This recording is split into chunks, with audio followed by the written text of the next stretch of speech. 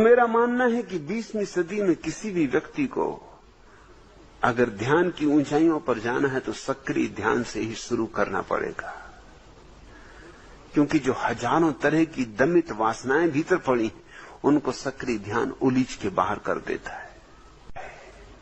सक्रिय ध्यान मेरा है, विपश्यना बुद्ध का है।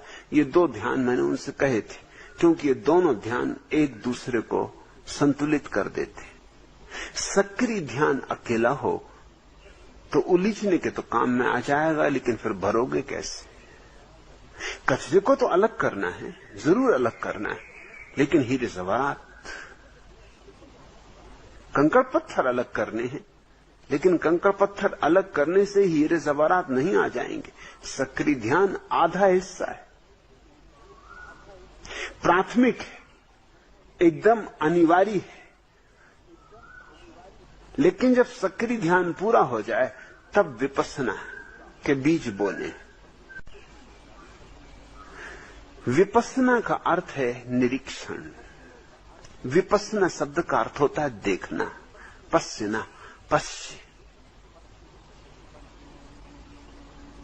हिंदी में हमारे पास शब्द दरस, परस,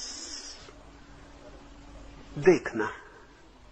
बुद्ध ने कहा सिर्फ अपने विचारों को देखते रहो, देखते देखते ही वे शांत हो जाते।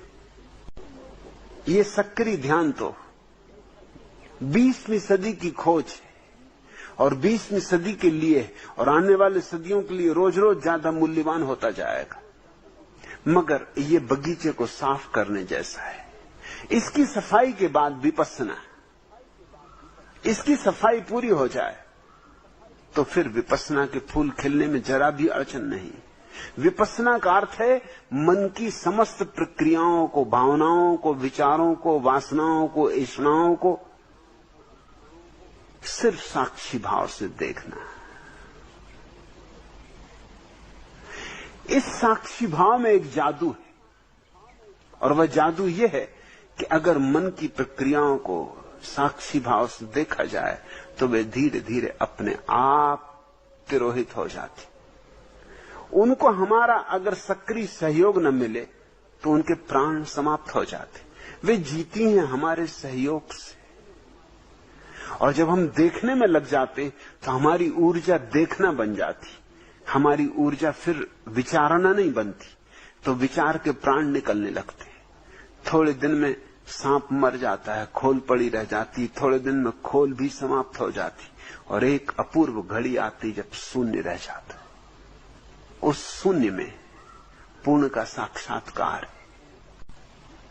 सिर्फ ध्यानी दूसरे के भीतर ध्यान